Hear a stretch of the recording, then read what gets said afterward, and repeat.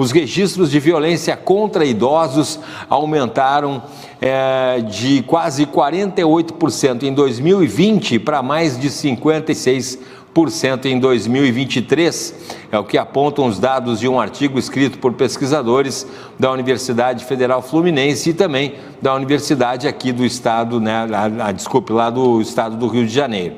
A pesquisa tem como base as denúncias de agressões documentadas contra idosos no Banco de Dados dos Direitos Humanos e também de cidadania entre 2020 e 2023. Vamos saber mais sobre o assunto com a defensora pública especialista em direito dos idosos, doutora Flávia Albani. Doutora Flávia, boa tarde, obrigado por conversar com a gente. Boa tarde, eu que agradeço. Doutora Flávia, vamos começar falando sobre os direitos dos idosos, né? Que se fala muito, o Estatuto do Idoso e tal. Que direitos, principais direitos, têm os idosos hoje no Brasil a partir dos 60 anos, se não me engano?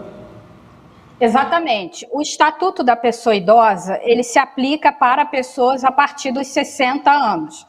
Então, para o direito brasileiro, pessoas com 60 anos ou mais já é considerada pessoa idosa.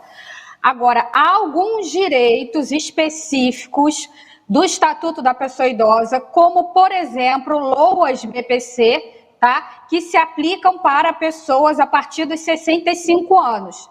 Então, resumidamente, pessoa idosa é a partir dos 60 anos, mas alguns direitos específicos se aplicam para pessoas em idades diferentes, com idade maior de 60 anos, como o LOAS BPC, a partir dos 65 anos. Bom, justo, né? A pessoa com mais idade, mais debilitada, provavelmente aí com mais problemas de saúde, merece uma atenção mais especial, né?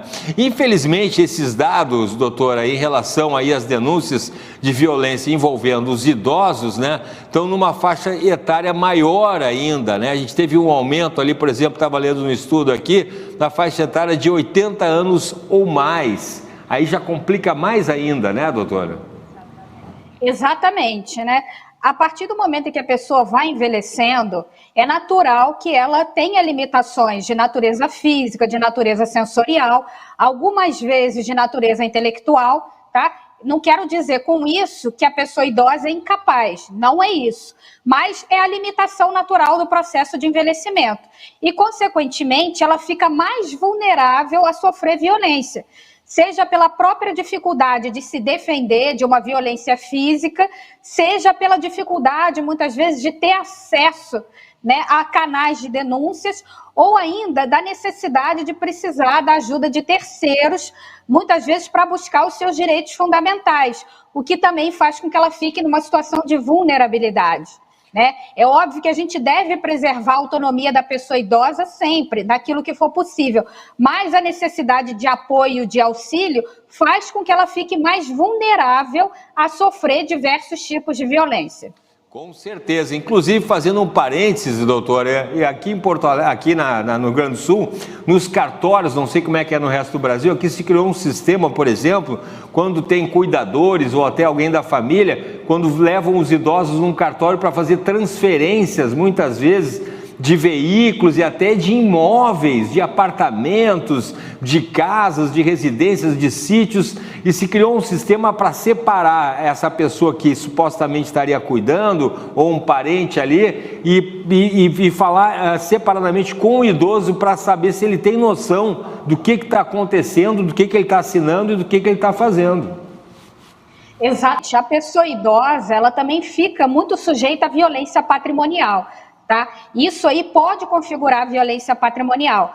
A violência patrimonial, ela pode ser cometida, né, por uma outra pessoa física, geralmente um parente, um cuidador, alguém de confiança, né, ou por pessoa jurídica, por exemplo, no caso de instituições bancárias também, que se aproveitam da vulnerabilidade da pessoa idosa para fazer com que ela venha contrair empréstimos em condições abusivas, por exemplo.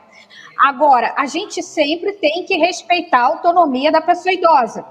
O que a gente tem que verificar é se a pessoa idosa ela tem noção do que ela está fazendo, se ela está no gozo das suas faculdades mentais, se ela tem consciência da situação. se ela tiver essa consciência, ela pode escolher a maneira como que ela quer gerenciar e gastar o seu patrimônio.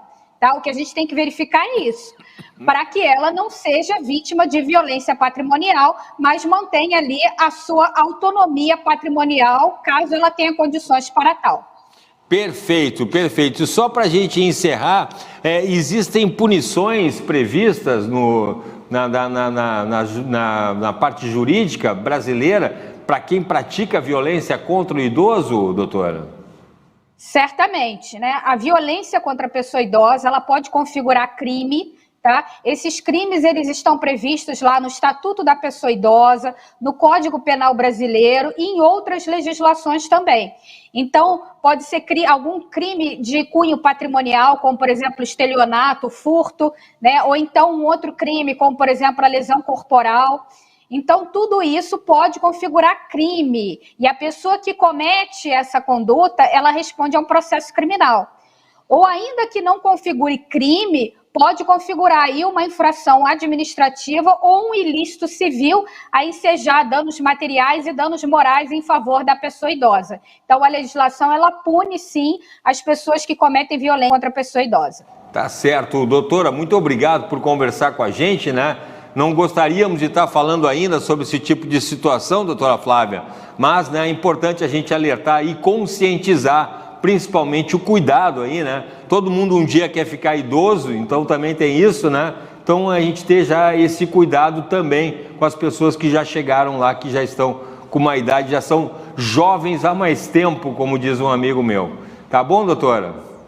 Exatamente aí. A ordem natural das coisas é que todo mundo, né, se não falecer antes, vai se tornar pessoa idosa um dia. Então, vamos cuidar das nossas pessoas idosas, com todo o carinho e respeito que elas merecem. Maravilha. Obrigado. Parabéns pelo trabalho, doutora Flávia. Um abraço e até a próxima. Tá aí, doutora Flávia Albani, então, defensora pública, especialista em direito dos idosos, conversando com a gente aí, falando aí sobre esse aumento, infelizmente, né, de registro de violência contra os idosos.